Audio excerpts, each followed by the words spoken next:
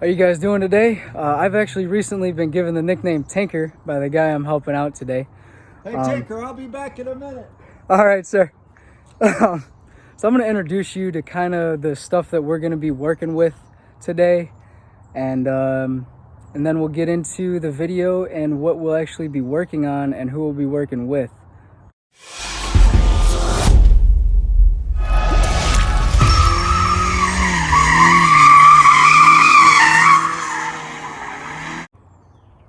Starting over here at the far right, we've got some manuals. I'm not going to show you what for because that'll give it away. Safety is the #1 priority, so we've got safety goggles here, shop towels for cleaning up our messes. We've got auto trans fluid, some anti-seize, a couple of different types of gloves that we're going to be trying out for different various applications, and a couple of different things here. So brake parts cleaner, if that gives you an idea of some of the stuff we'll be working on, carburetor cleaner and choke cleaner, and WD-40, which is going to be very useful for cleaning spark plugs and making sure your engine's firing right. PB blaster for breaking those tough bolts off. Some miscellaneous tools here with gloves and all that. And a brand new toolkit that's going to help us out. All standard because the car that we're going to be working on, there's no metrics involved with it.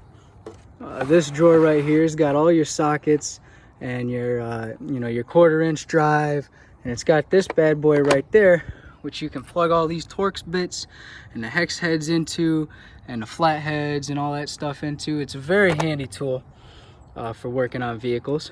The second drawer here has your deep well sockets and 2 different sizes of spark plug sockets as well, which will help us out. And the final drawer is a 1/2-inch drive ratcheting set for the little heavy duty, for the more heavy duty applications. We've got a little miscellaneous, some more miscellaneous tools, so we don't have to necessarily dig into that just yet. And a battery charger that we hope is going to hold a charge, or is still holding a charge, but it's been sitting for a while. If we need to use it, it'll be here. Without further ado, I'm going to show you guys who we'll be working with and what we'll be working on. I'm going to introduce you to the man that reached out to me about his car. You know, he wanted some assistance. It turns out that this guy is actually John Wick's is his cousin here, and you'll see why in a second. How you doing, sir? I'd like to introduce yourself. All right. How you doing, Tinker? Not too bad, man. Hey, I'm Wild Man, everybody. How's it going? Well, I guess tell them a little bit about yourself. You know, where you're from and why you reached out to me. Well, actually, I'm kind of lost. Yeah, I moved around as a military brat, and then, high school in Missouri, went to college in North Carolina, got my graduate degree in Wisconsin, and anyway, now I'm done with all that, and now I get to play. I get to live the American dream, and so that's where I am now. And I found Tinker online, and he wanted to work on a car, so I figure, well, maybe I'll have a car he might be interested in. I think you guys will be very interested in this car. All right, hello everybody. It's Wild Man here. It's going to be time to unveil the car. So Tinker, can you give me a hand here? This is my baby. It's been sitting for a few years, so we got to wash it, but hopefully y'all can see what it is that we're working on. You might be able to figure out what it is. If you're not too young, you'll know what it is, but some of you young guys and gals will probably have to do some research, figure out what it is. Let's set that back here. What we got here is a 1969 Camaro. And it says it's a Z28. It does have some disc brakes on it here. Now, mind you, I had worked on these a few years ago. And you can see that these things look rusty, but they're actually brand new. You can see the brand new brake pads in there, and you can see where it was just setting with the brand new rotors, brake rotors here, were sitting right there on the pad, and it just didn't condensate. So this is just surface rust. So it'll make a little noise when you first start driving, but it should cut right through. Anyway, let's bring them around here, Tinker. Let's show them the engine compartment here. Now, of course, this is how I got it. So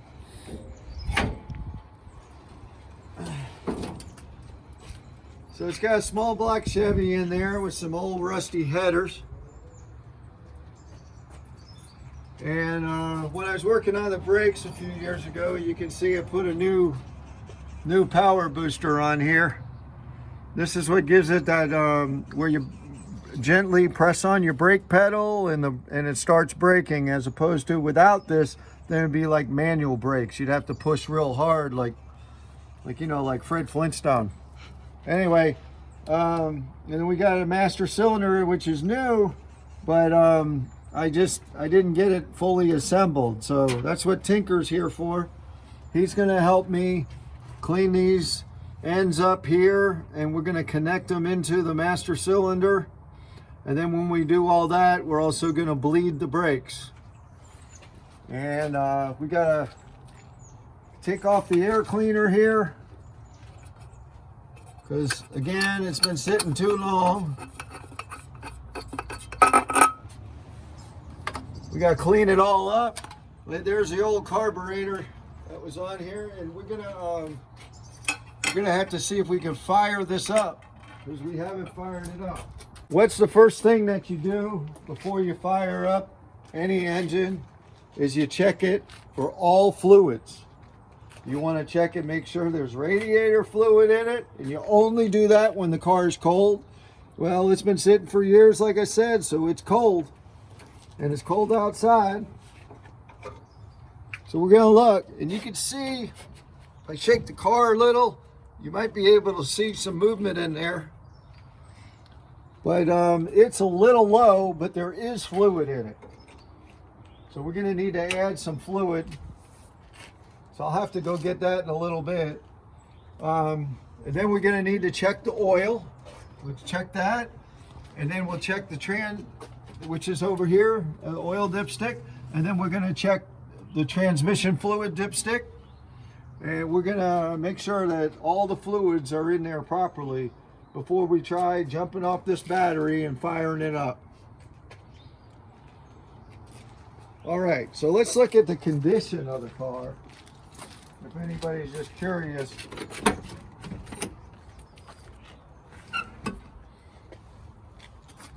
Here it is. It's mostly original.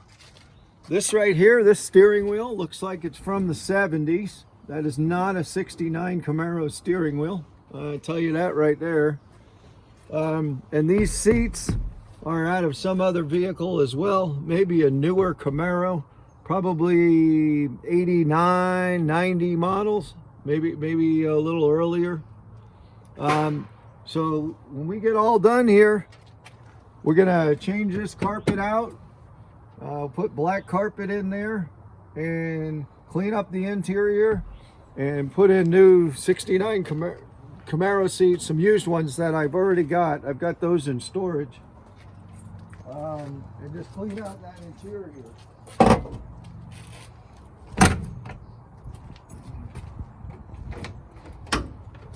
Here's the trunk.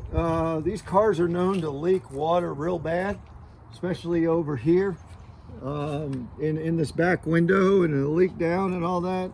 Well, let's just see how it's been doing for a few years. Nope, it's leaking. So if you look here, yeah, that's not good. So it didn't rust through, so that's good. So I'll have to dry that. But if you look here, you can see that the seal is broken. So we'll have to put a new seal on. That'll probably fix the problem. So we'll have to order one of those. See, it's all busted out here. It's wet here. So it's got a little work, but nothing is no metal is gone completely through. There's no rust completely through, so it's mostly just surface rust, which is a blessing. So this is something we can work with for sure. If you look in there, Tinker, go ahead and get the sides. They can see there's no, I mean, it's solid. You tap on it, it's solid. So it's a nice vehicle. It's a sound vehicle. We could probably put some liner in here too to mitigate some of that in the future as well. Yeah, we'll have to get the liner that belongs in there when we get to that. So remind me, we got to order a seal for this thing. But it shuts nice, so it's a pretty tight car. Now, one thing is I got one tire on it because I don't want it hauled off. Now you come back over here, Tinker, you can see that we got I got a new drum on here. I put new drums and new drum brakes. I can't remember if I did the side where the tire is yet. I don't think I did. Like I said, it's been a few years, so we're gonna have to jack up that side, check that out later. But everybody right here, we're gonna replace these shocks. That's something else we're gonna do. And then we'll replace the shocks in the front because you just need to put new shocks on it, especially when you get ready to put it on the road. You want to make sure those tires stay to the road. That's what shocks do. They keep your tires from cupping out, and they hold those tires down to the road so you can get traction.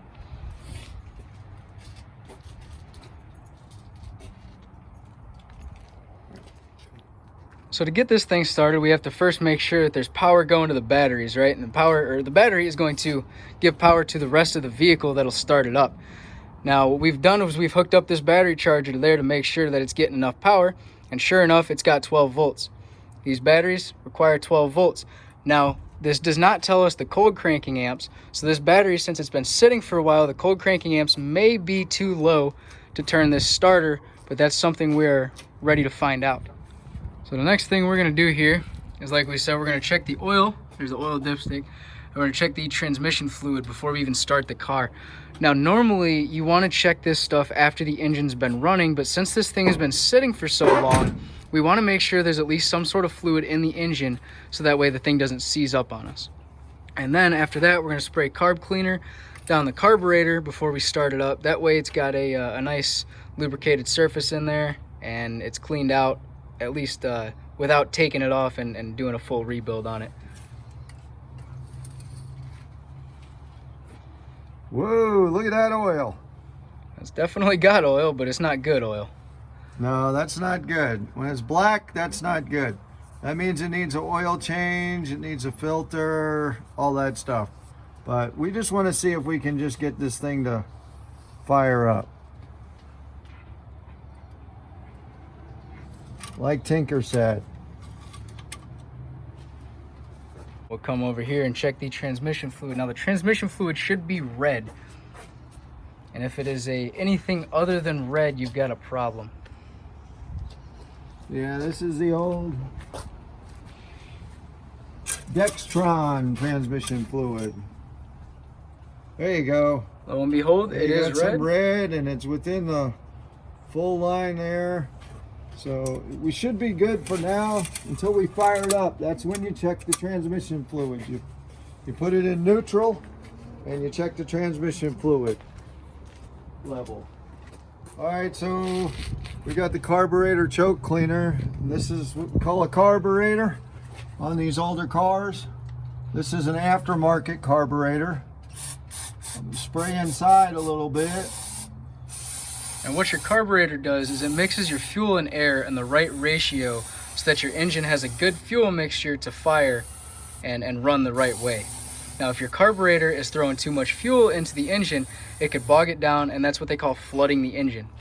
If it's not throwing enough fuel into the engine, that could mean a few things. It can mean your filter's clogged up or any number of things, and your engine's not going to run right, and it's not going to start even sometimes. All right. Let's see if we get lucky with this thing. You want to make sure this battery charger is not in the way where it's going to hurt the car or get in the engine compartment. You want to make sure no wires or anything are near any moving parts where they're going to get tangled up or Get this stuff. Do something. first time it's started in a couple years.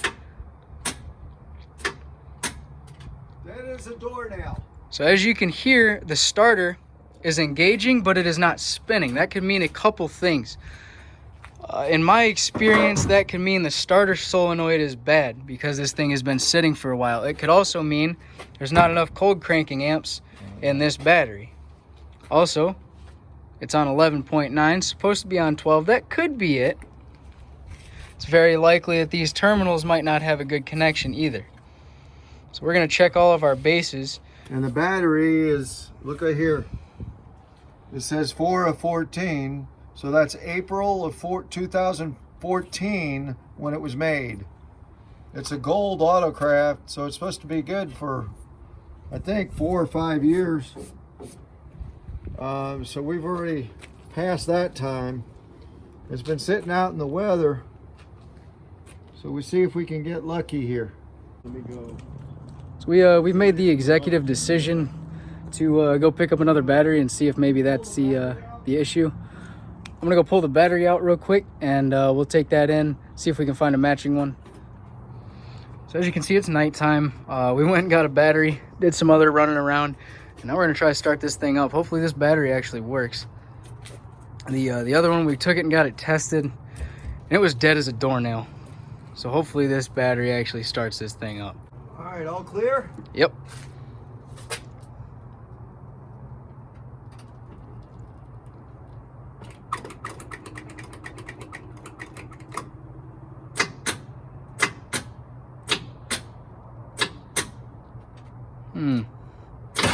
Oh, something's happening.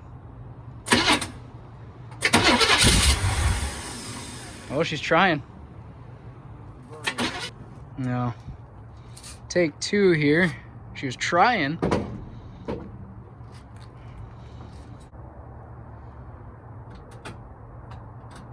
Oh, it's dead, man. Really? Oh, you know what? No, it's not arcing. It's not touched. Maybe something in this thing wants to suck all this power out for no reason. No, it just needs a good connection. We don't have it bolted down. Okay. Just turn them for a second, see if I can get something. I don't want to do nothing.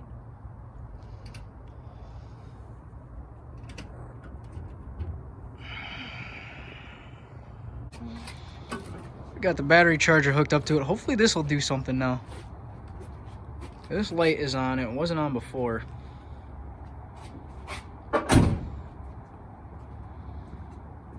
Stinking jump packs. Uh-oh. What's that? It's shooting fuel out. All right. Right here. This is the accelerator pump. Watch. See that? Yeah. Oh. Okay, so The that needs a gasket's rebuild. bad. Yeah, it needs a rebuild. So we don't want it to ignite. No, that's how I caught my Corvette on fire. Yeah. So rub it, like get a cloth. You got a towel. And it'll eventually ignite if... Something sparks. Yeah. If it backfires out of that carburetor. Well, and then when you give it gas, Just gonna keep shooting. It does out. it again. Oh man, yeah. So... I don't know how it'll be at idle sucking fuel up though. Yeah, I know. So let's just see what happens. If we can get it going. Let's just see. Yeah. Nothing. Nothing. That might be a fuse then. Huh. So, I think that's something. So as I head out to go start part 2 of this series, I'm gonna kind of give you guys a summary of what happened in the first part. So we met with Wildman. Oh, if I can get my door open. We met with Wildman yesterday, and he showed you guys his 69 Camaro. Now, oh, I'm blocking it.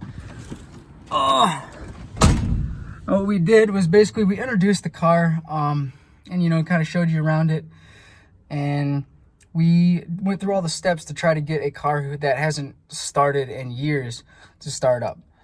Went through checking the fluids and making sure the battery was good, and we went to try to start it with a brand new battery. Cranked over a couple times, and then something quit. Now we're looking into the electrical system to figure out if there's a short or what's going on, because the battery is good. We thought maybe, you know, the battery just got drained, but that's not the case. We went and got the battery tested. More cold cranking amps than it ever needs, more voltage than it ever needs. So I mean, it's overcharged. It's putting out plenty of power, but the car is not receiving it. Somewhere it's not receiving that power, and it's not giving it to the rest of the engine. It's not putting it to the starter for whatever reason, and we're gonna try to figure that out today. Appreciate you guys watching the first part. Second part is going to be in the making right now, so you know, stay tuned for that.